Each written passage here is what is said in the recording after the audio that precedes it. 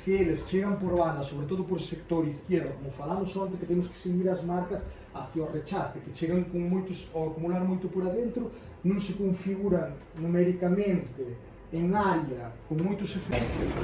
A segunda parte, a primeiro no que a segunda parte de Lobos pola tele, daba a impresión de que fora, o sea, bem grande,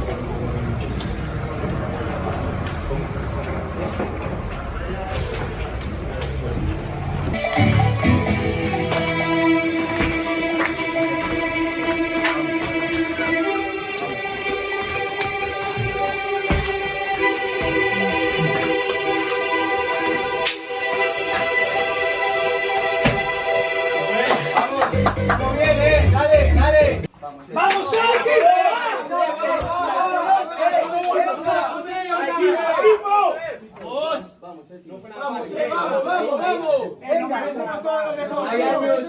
Hay años que pueden cambiar vida de jugadores. ¡Vamos!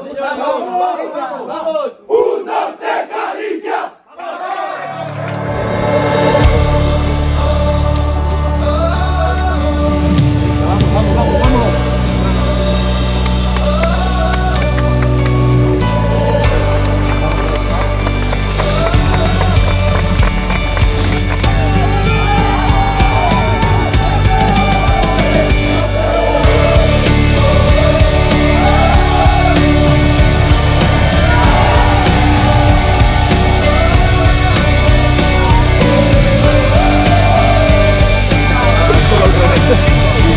Gracias.